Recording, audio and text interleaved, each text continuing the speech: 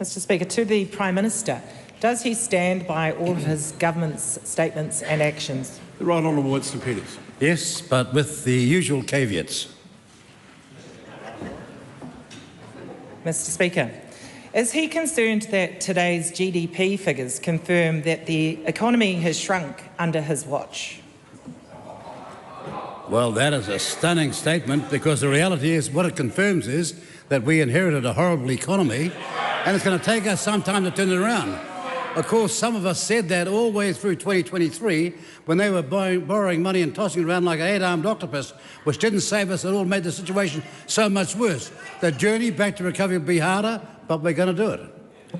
I'll just say to the government backbench that the loud noise while the answer is being given actually deprives the public of the answer that they might like to hear. The Honourable Karen McAnulty. Thank you very much. Just for the clarity of the House, is the Right Honourable Winston Peters answering on behalf of the Prime Minister today? When he's here and the questions addressed to the Prime Minister, he answered it as the Prime Minister. Okay, thank you. Mr Speaker, is he concerned that Kiwis do not see a future under his government and are leaving in record numbers, with net 55,800 New Zealanders having left the country for the year ending July 2024? Of course, New Zealand is very concerned, and the government is concerned as well.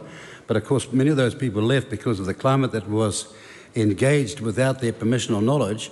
By November 2023, when 133,000 net had come into the country with no warning to the people of New Zealand about hospitals, schools, roads or any infrastructure required to accommodate them. It's those circumstances that makes our battle so much more difficult to keep New Zealanders in New Zealand.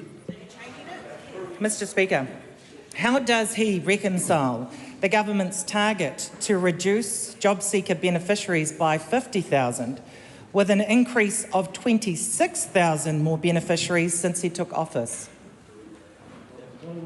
Because a lot of facts, and when they are put into the mind of a statistician, can be confusing.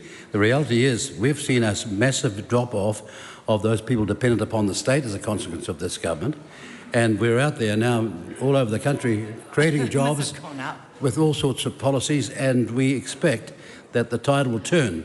But we inherited a very, very sad economy, and it wasn't going to be able to turn around overnight. Does he acknowledge that the declining economy and widespread job losses under his watch have led to more people being on the benefit now than what Treasury had forecast to peak in January 2025? Treasury getting the forecast wrong is not unusual. It's happened time and time again, including the state of the economy, and they were writing the books for the Labor Party. The moment the election was over, we found that the books were not accurate. It was so much worse. Many of us suspected that, and here's the point, really. The economy will be turned around. All the long-term forecasts now, by those in the know, including a number of economists, is that New Zealand's going to come right, but we're on a difficult trajectory. It'll be a hard battle, but, to quote a famous song, help's on its way.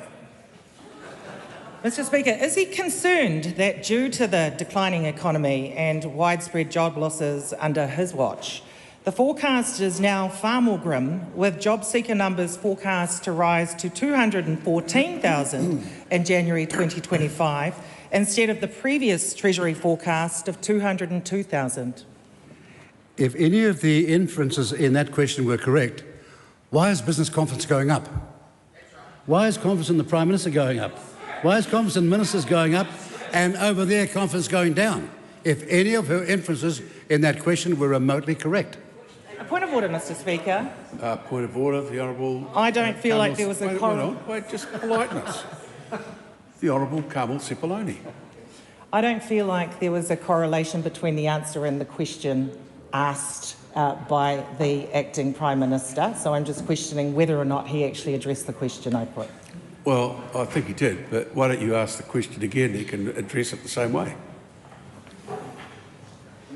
Is he concerned that due to the declining economy and widespread job losses under his watch, the forecast is now far more grim for Jobseeker numbers forecast to rise to 214,000 in January 2025 instead of the previous Treasury forecast of 202,000? To quote someone who said this countless times, I reject the premises of that question. If any of it was true, then why is it business confidence out there going that way, confidence in the government going that way, confidence in the Prime Minister going that way, and confidence in the Minister of Finance going that way? If any of the statements made then in that question on the premises I reject were remotely true. Mr Speaker, when will he take responsibility for more Kiwis losing jobs, more Kiwis leaving New Zealand, and thousands more Kiwis needing welfare support instead of blaming others for what is clearly his fault? I don't know what happened on Celebrity Treasure Island, but maybe it was a flight. Maybe it was a flight from reality. Though I do notice that what's very clearly from that program is that this member is becoming very good. She's becoming very good. No, I turned it down. I've never done any of those things. Never been on women's magazines. Never done all the kind of things that those members do. No. We have a sense of pride in this political business. But my real point is, I have noticed on that program she's showing a great acuity with numbers, which now that somebody's about to arrive in England very shortly, might come into play. And I wish when she's made those allegations, she would apply it to her questions, because what she's saying is simply incorrect. To blame us for a shonky economy which we inherited is mind-boggling.